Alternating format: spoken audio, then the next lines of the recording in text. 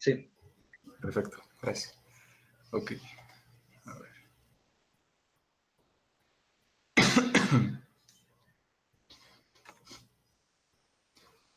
Bueno, buenos días compañeros, doctor.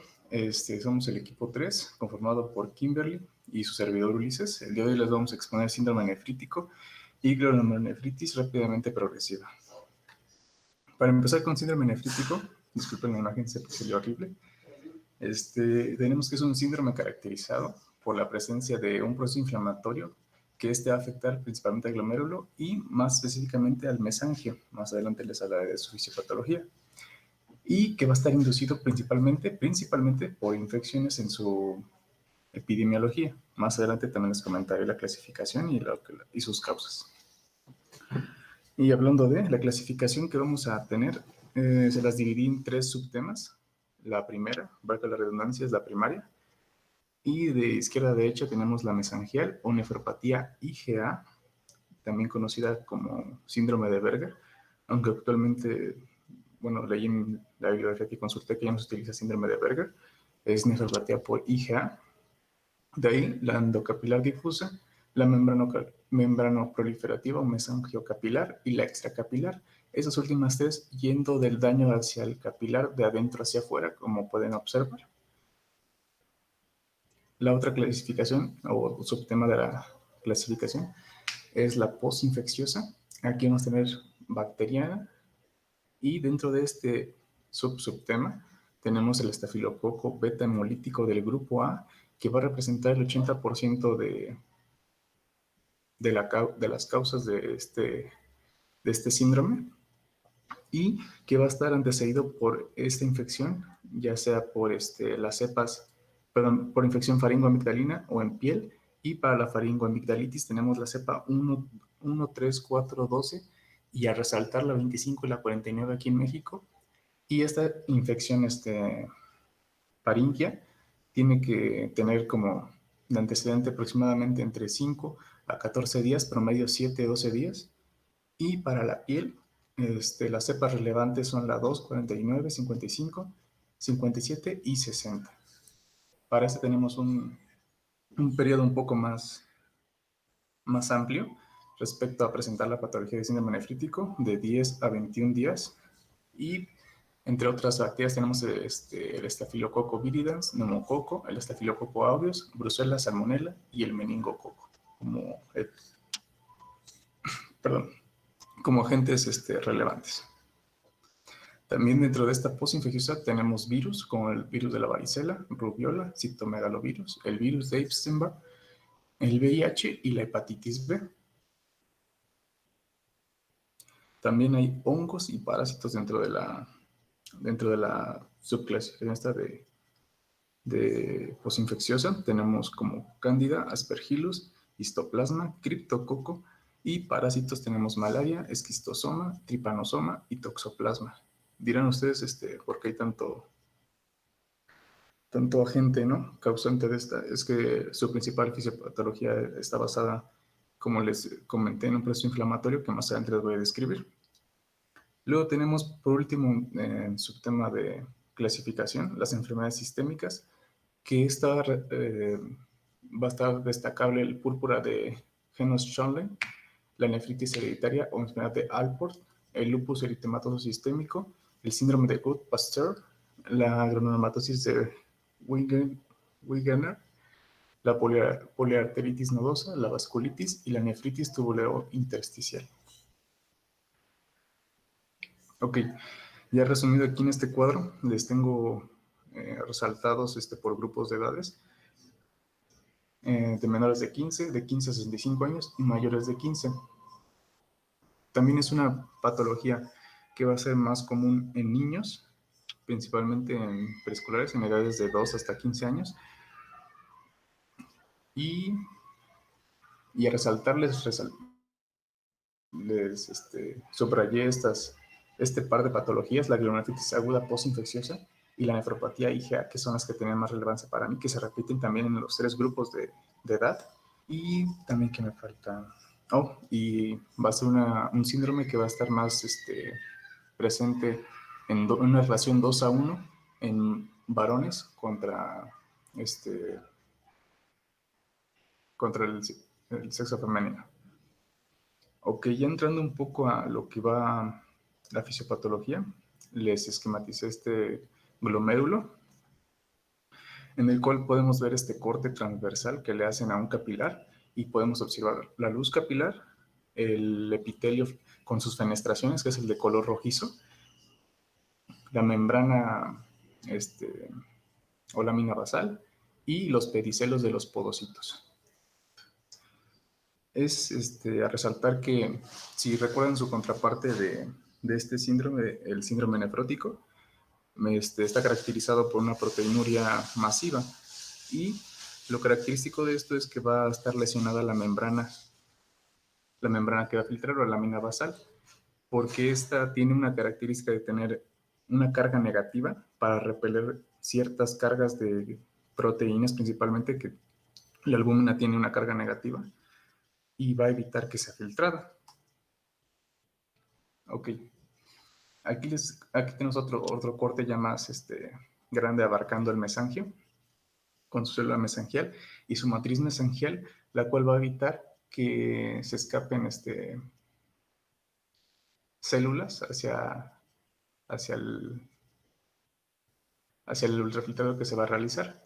Entonces, es importante resaltar la importancia del mesangio, ya que este va a evitar que orinemos sangre. Si se daña el mesangio, el mesangio va a producir hematuria. Y si se daña la membrana, vamos a producir proteinuria. Es algo que tienen que considerar. Ya hablando ahora sí de su fisiopatología propiamente dicha, tenemos que esta va a estar mediada por una respuesta inflamatoria que va a estar a su vez causada por principalmente anticuerpos. Una de ellas muy destacable, la de la IgA, que va a producir un cúmulo o depósitos de anticuerpos en la membrana y mesangio, produciendo esta inflamación y toda su fisiopatología que les voy a escribir aquí a la derecha. También tenemos que la activación del complemento por vía alterna y vía clásica, la vía clásica por anticuerpos de tipo IgG, IgM, que va a ser 3, 1, 2 en ese orden, para la activación de y pues la vía alterna por microorganismos y C3 principalmente, que nos va a dar también unos datos característicos en laboratorio. Tenemos que esta respuesta inflamatoria va a dar un daño capilar, y esto va a alterar la permeabilidad de a su vez. Va a haber un aumento de diámetro y va a producir proteinuria, hematuria y algo muy característico, los cilindros ahí se me fue la abreviatura. Eritrocitarios. Muchas veces, que lo tenía esquematizado adelante, pero se me olvidó por un segundo la abreviatura. ¿Qué va a ser característico de este síndrome? También tenemos que a su vez va a disminuir la superficie de filtración glomerular y por ende la tasa de filtración glomerular, produciendo oliguria y azoemia por la retención de líquidos que vamos a tener. También va a haber una contracción del mesangio, que igual caerá en una disminución de la tasa de filtración glomerular, una retención de agua y sodio, y por ende de todas sus toxinas producidas por el metabolismo. Y esto a su vez nos va a producir una hipertensión y edema. Ok, vamos a tener criterios diagnósticos. Como bien les comenté, que la fisiopatología, la agente causal más común o etiología va a ser la posinfecciosa, principalmente por estafilococo beta hemolítico del grupo A. Entonces, es importante considerar el antecedente de una infección faríngea o cutánea con sus respectivos tiempos, 1 a 2 semanas o 3 a 4 semanas para la faríngea y infección en piel correspondientemente. Ok. También vamos a tener un edema de párpados y cara, o de extensión variable, ya sea en extremidades, no solo es exclusivo de cara. Una hipertensión hasta en el 60-80% es muy común este signo. Oliguria, pues tenemos considerado oliguria les puse este parámetro de menos 1 mililitro por kilogramo hora, esto considerando que es una patología más común en niños. Obviamente si es un adulto, pues habrá que hacer su respectivo parámetro, ¿no? Que son menos de 500 mililitros en 24 horas. También una hematuria con micro o macroscopia o cilindros hemáticos y una proteinuria, no llegando a síndrome nefrótico, pero sí a considerar. Y les resalté estas tres, hipertensión, oliguria y hematuria, porque son la triada que encontré característica de este síndrome. Aquí les esquematicé los cilindros hemáticos. Se van a ver en el estudio de orina. Ok, para el laboratorio tenemos que va a haber una deficiencia niveles bajos del complemento, principalmente de C3, C5 y C1, y C4 puede estar normal, que no quiere decir que este se va a hallar así. También puede estar bajo, depende de la etiología. Por ejemplo, en un síndrome nefrítico por lupus eritematoso sistémico, el C4 se va a encontrar bajo. También tenemos otro estudio de composición microbiológico, un frotis faringio o cultivo de piel, si es que el infante a considerar tuvo impétigo. Si recuerdan la imagen de el subtema de clasificación, les puse ahí un impétigo del lado izquierdo con esas costras mielicéricas características. Y, ok, que nos dé negativo el frotis o el cultivo, no quiere decir que no es bacteriano. Si lo que nos dice es que muy probablemente el niño tuvo su infección y recibió tratamiento y fue erradicado, pero si lo encontramos, debemos dar tratamiento para erradicarlo, justamente. O sea, por eso también se recomienda hacer un frotis. Ok, en el bioquímico tenemos un aumento de urea, de urea en la sangre, de 5 a 18 miligramos por decilitro, una creatinina aumentada y títulos de antistreptolicina O, que es los anticuerpos encontrados cuando va a ser causada por una infección posterior al estafilococcus beta hemolítico de grupo A. Ok, para el tratamiento tenemos que la administración de penicilina benzatínica, 5.000 unidades internacionales por kilogramo en dosis única. Esto de encontrar el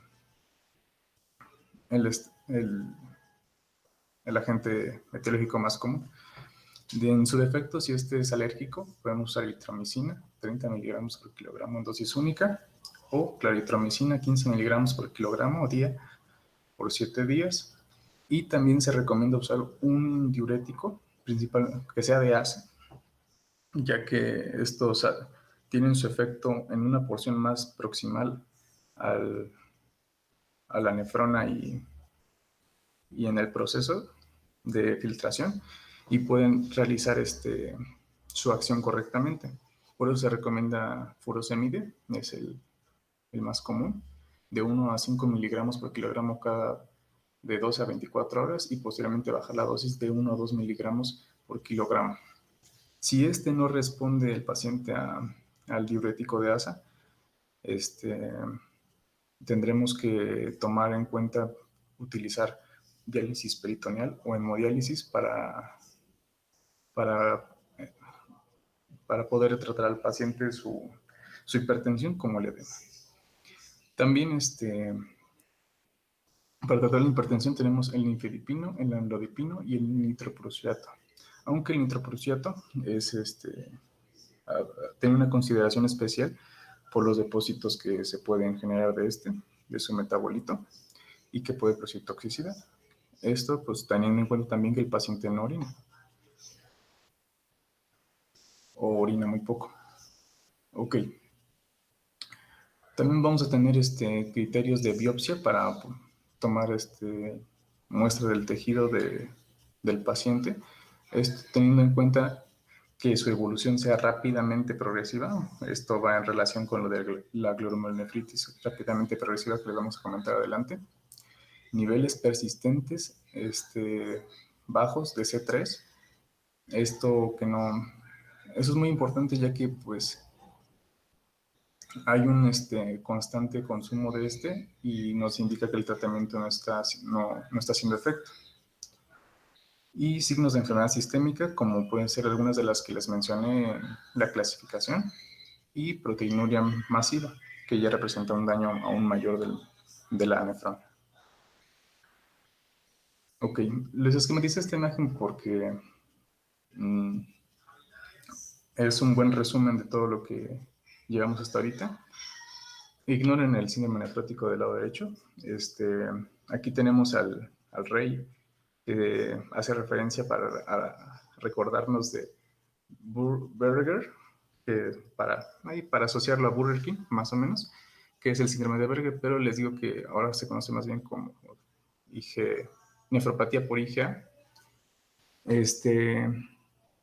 La hematuria, que va a ser macroscópica, que orinas color Coca-Cola. Este rey también tiene en su cuello una medalla que dice IgA para hacer alusión a que es a tomar en cuenta este síndrome de la nefropatía por IgA. La hipertensión que va a causar, aquí tenemos el esquema de arriba de la nefrona, del glomérulo, perdón, y la inflamación de con oliguria.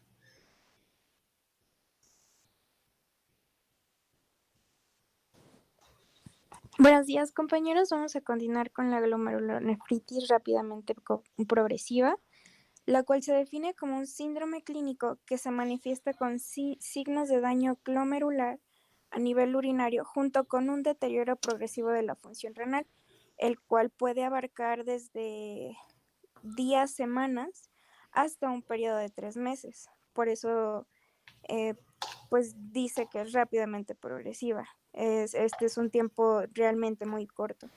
Y se describe que hay una disminución de hasta más del 50% de la tasa de filtración glomerular en este periodo tan pequeño. La siguiente, por favor. En cuanto a la epidemiología que puede encontrar, se describe que corresponde esta enfermedad al 7% de las biopsias renales realizadas. Hay 4 tipos de glomerulonefritis rápidamente progresiva y la 3 es la más frecuente, la cual abarca hasta el 80% de estas. Se encuentra el pico de incidencia entre la quinta y séptima década de la vida. Es más común en el sexo masculino, por lo que encontré, y en la raza caucásica. La siguiente, por favor. En cuanto a etiopatogenia, les comentaba que existen 4 tipos. En la número 1 se caracteriza por la presencia de anticuerpos antimembrana basal glomerular, como es común en la enfermedad de Goodpasture. En la patogenia de esta se describe que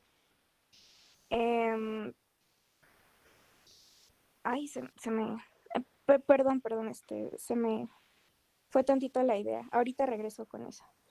La tipo 2, depósitos de inmunocomplejos circulantes, como en la nefropatía IgA, que acabamos de describir, nefropatía membranosa, glomerulonefritis postinfecciosa, nefropatía lúpica o crioglobulinemia mixta esencial. Estas son las manifestaciones, o bueno, pues los tipos más frecuentes en el tipo 2. La tipo 3 o pausinmune se describe como depósitos inmunes bajo el estudio de inmunofluorescencia, así es como se van a detectar. La mayoría de los pacientes presentan títulos elevados de anticuerpos anticitoplasma del neutrófilo. Entonces, lo que va a pasar aquí es que los anticuerpos se van a unir al mismo neutrófilo. Se va a apoptosar y morir y va a provocar necrosis. Y al necrosarse el mismo neutrófilo va a provocar la necrosis contigua del endotelio. Para la tipo 4 tenemos que se describe que es como una combinación entre el tipo 1 y el tipo 3. Regresamos al tipo 1, perdón que hace rato se me fue la idea. Aquí va a haber pues como una producción excesiva de los de citocinas proinflamatorias, como la interleucina 1 y el factor de necrosis tubular, factor de necrosis tumoral alfa. La siguiente, por favor. Para su estudio histológico, vamos a observar como signo, por lo que encontré es patognomónico de esto, las semilunas epiteliales glomerulares. Y cuando existen más del 50% cuando existen en más del 50% de los glomérulos, es un diagnóstico inequívoco de esta enfermedad. Vemos ahí las flechitas naranjas, como nos señalan pequeñas semilunas que corresponden a tejido necrótico, perdón, fibroso. La siguiente, por favor.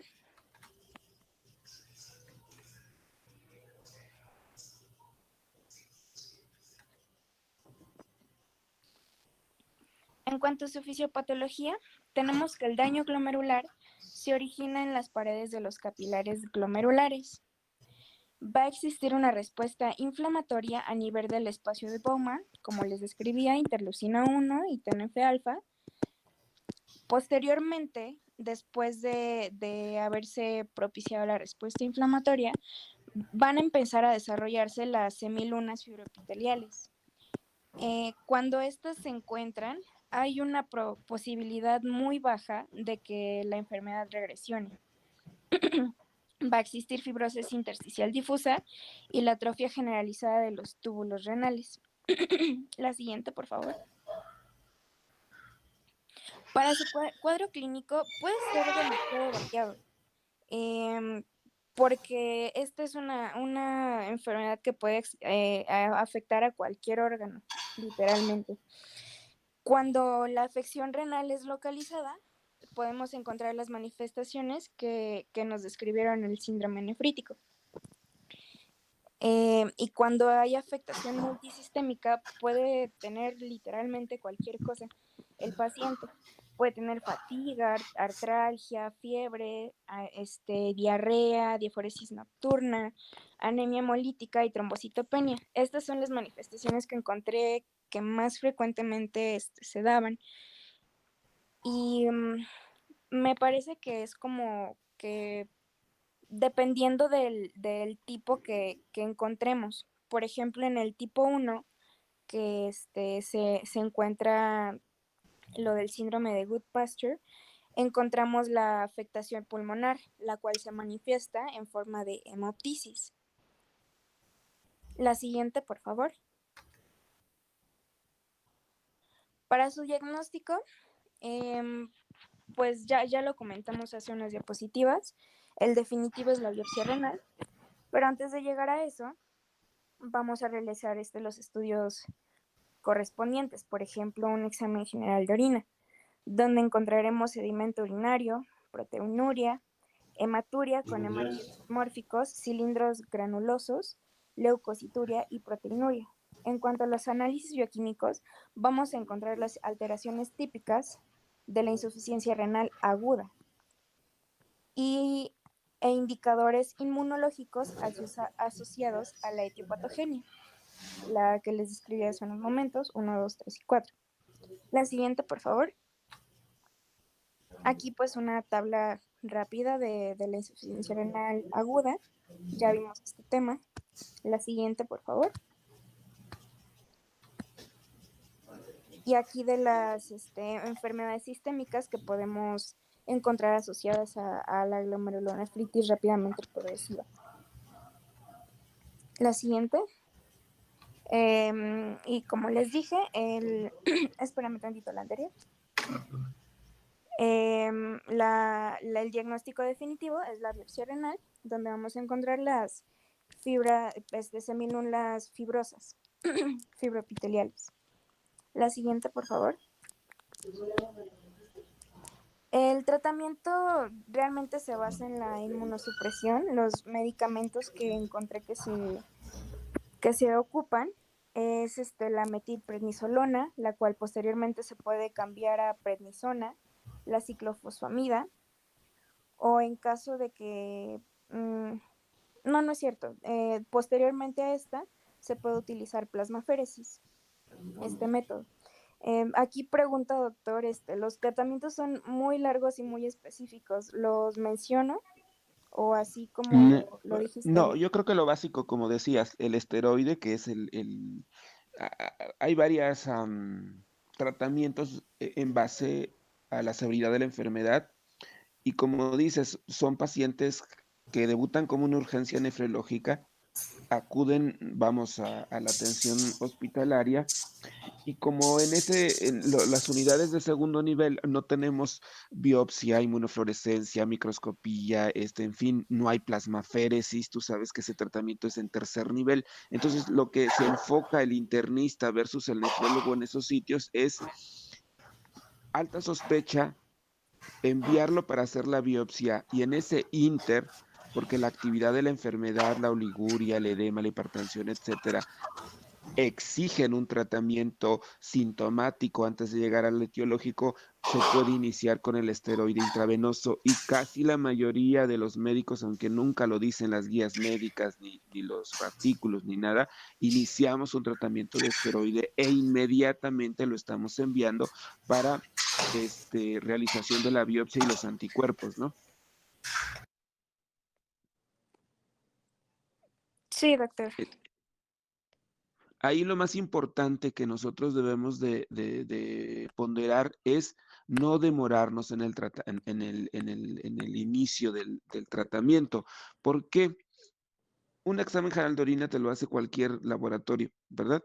Y si el paciente tiene la tríada clásica, como dices, hipertensión, hematuria dismórfica y la falla renal o la lesión renal aguda con descenso de la tasa de filtrado y elevación de los asuados, y tienes un ultrasonido renal donde te dice que el tamaño renal está completamente conservado, pues tienes todos los argumentos porque para iniciar un tratamiento con el esteroide que no va a modificar ni va a alterar los estudios de complemento, el ANCA, etcétera, porque recuerda que son enfermedades sistémicas muchas, que aparte de las manifestaciones renales te va a dar otros síntomas y signos de sugerencia, de etiología.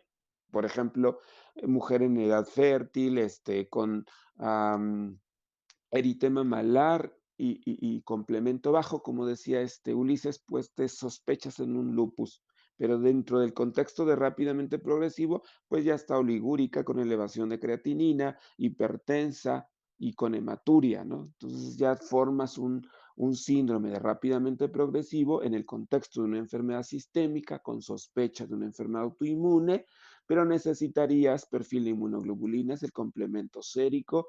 Además, los anticuerpos antinucleares y los de doble cadena de DNA, y así todo eso está positivo, pues es un lupus, ¿verdad? Pero eso no se genera tan rápido. Los anticuerpos están en unas 72 horas. En muchos lugares, pues no los tenemos en el laboratorio tan fácil. Entonces tendrías que referirlo a otro nivel. Y es muy importante, bueno, iniciarle el tratamiento con esteroide. No va a pasar absolutamente nada y si pudiera mejorar un poquito su pronóstico. Adelante. Pues realmente eso sería todo, doctor. Ok, correcto. ¿Alguna duda o comentario que tengan? Son temas muy amplios.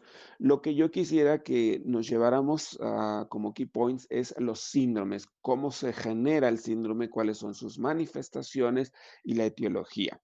En cuanto al tratamiento, por ejemplo, en las glomerulonefritis necrotizantes, que es el término también que se utiliza para definir a las pausiinmunes, en donde se forman las semilunas que ya explicaron, fibros celulares o celulares, pues se dan cuenta ustedes que mientras la media luna vaya creciendo y empujando a los pocos capilares glomerulares del otro extremo, pues va a ser más severa la lesión renal, va a ser más intensa, la inflamación va a ser pues con mayor repercusión clínica, es decir, las creatininas séricas se va a elevar en forma muy rápida, la hematuria pues va forzosamente a manifestarse no solamente como hematíes dismórficos, sino como cilindros hemáticos, y el paciente queda anúrico y obviamente requiere terapia sustitutiva de la función renal. en forma pronta y va a requerir un tratamiento de plasmaféresis para nosotros poder eliminar todos esos anticuerpos, anticitoplasma y reducir, limitar la inflamación. Cuando estas medias lunas son fibrosas, pues prácticamente el pronóstico es muy ominoso para recuperar la función renal. ¿Por qué? Entonces no la vamos a revertir ni con el esteroide, ni con la ciclofosfamida, ni con la plasmaféresis. Entonces sí va a requerir un tratamiento de soporte nada más, pero no vamos a modificar mucho el pronóstico de sobrevida renal para estos pacientes. Entonces, si yo inicio una plasmaféresis, que es un tratamiento específico para remover los anticuerpos, en este caso los antinucleares, hablando de las pausinmunes, pues es pasarlo todas las veces, incluso en la antimembrana basal glomerular que decía Kimberly, que es la tipo 1, que es muy poco frecuente, pero la plasmaféresis es tan fundamental y básica en el tratamiento que ni el esteroide ni la terapia citotóxica van a modificar el pronóstico de la enfermedad y requiero pasar la plasmaféresis todos los días, durante 7, 14 días, para remover todos los anticuerpos antimembrana basal glomerular y entonces cuando yo detecte, más bien cuando ya no detecte esos anticuerpos antinucleares, es el momento de parar con la plasmaféresis. Si yo no tengo ese tratamiento de elección, hay una asociación americana de plasmaféresis en donde la única enfermedad del campo de la nefrología para mandatorio para plasmaféresis en nivel de evidencia 1A es la enfermedad antimembrana basal glomerular, para que se den una idea ustedes de la importancia de tener esos tratamientos. En el lupus, por ejemplo, que también son anticuerpos antinucleares, anticuerpos de doble cadena de DNA, pues que también diríamos que la plasmaféresis pudiera ayudarnos, pues no tiene un soporte de evidencia en ensayos clínicos aleatorizados y solamente tiene una evidencia como 3. Es decir, no va a impactar en la respuesta al tratamiento. Ahí lo que funciona mucho es la terapia citotóxica para frenar la formación de nuevos anticuerpos y no la remoción de esos anticuerpos. No sé si me explico. Entonces, um, básicamente el enfoque o el objetivo del tema es saber identificar el síndrome nefrítico. Ya vieron ustedes que pueden ser múltiples etiologías infecciosas, autoinmunes, enfermedades sistémicas, etcétera, pero es muy importante reconocer con un examen tan básico como el examen general de orina la presencia de hematuria. Si ustedes encuentran hematuria dismórfica y con estudios básicos documentan el declive de la tasa de filtrado glomerular con elevación de creatinina y no necesita un incremento mayor del 25 al 30%, y quiero redondear esa idea, porque luego nos quedamos en el contexto de enfermedades agudas sistémicas, que el elevar la creatinina 0.3 miligramos sobre decilitro no es significativo. Por supuesto que es muy importante detectar esos pequeños incrementos, pero que en la tasa de filtrado glomerular es un descenso muy importante. Hacer caso siempre a este concepto de incrementos de 0.3 y hematuria dismórfica, hipertensión y datos de otra enfermedad sistémica son los puntos clave que deben de prender el foco y considerar el síndrome nefrítico como una urgencia nefrológica, porque puede haber el contexto de una rápidamente progresiva y en cuestión de días ese paciente va a terminar en terapia sustitutiva de la función renal, ¿no? Hacer puntos aquí también de que el paciente con una vasculitis como causa de la disfunción renal es bien difícil a veces someterlo a una biopsia debido al estado de inflamación que se presenta y el mayor riesgo de complicaciones hemorrágicas, formación de hematomas, formación de o hematuria macroscópica, es decir, aumenta el riesgo de complicaciones, sangrado, pues, como complicaciones mayores, y eso también lo tiene que saber el paciente. Contexto muy distinto al paciente con un síndrome nefrótico que revisamos antes de las vacaciones, en donde la inflamación no es tan intensa y las complicaciones hemorrágicas no van a ser tan frecuentes como un paciente con rápidamente progresiva, y de ahí pues el prototipo de las glomerulonefritis por complejos inmunes, pues el lupus, ¿no? Entonces, a veces muchos decimos, primero, dale un tratamiento con esteroide, digo, en la práctica clínica, ¿no? Que desinflame un poquito bueno, contener la inflamación un poco e inmediatamente proponle la biopsia, ¿no? Porque es la que nos va a dictar la intensidad, la dosis, planear el tratamiento para inducir a la remisión de la proteinuria, del control de la presión arterial, de contener la inflamación y que podamos recuperar cierto grado de función renal. Todo va a depender de la intensidad de la inflamación, ¿no? Y del tiempo en el cual se esté detectando la enfermedad. ¿O dudas? No, doctor. No, doctor, Bueno, gracias. No, doctor. el tema siguiente, les quería comentar, ayer quería subir las calificaciones en el SAES de la Escuela Superior de Medicina, no aparece la lista, entonces eso me generó pues un poco de incertidumbre. Yo no sé si hay una plataforma distinta o todavía no aparece porque no está la lista para subir calificaciones. En mi pantalla pues no me genera la lista, el listado para poder subir calificaciones. Más tarde me voy a comunicar con la doctora Solís para revisar eso, si hay otra plataforma o cuando suben las listas para las calificaciones del primer parcial. No sé si tengan ustedes alguna información distinta. No, doctor, en realidad creo que habían tenido un poco de problemas con el SAES. Sin embargo, Ujú. no sé si ya los resolvieron. Ya estoy pendiente porque sí va a ser complicado que podamos subir calificaciones si no aparece el listado, ¿no? Sobre todo por los tiempos que me dijiste, que era hasta el día 11, ¿no? Sí, claro, pues es hoy, creo. Así es. Yo lo quise hacer Entonces, desde ayer. Pero bueno, cualquier situación y nos mantenemos en comunicación, ¿correcto? Nos vemos claro, doctor. entonces el día miércoles. Buen día. Gracias, buen día. Gracias, Gracias, doctor. doctor. Gracias, Gracias, doctor. hasta luego. Gracias, doctor.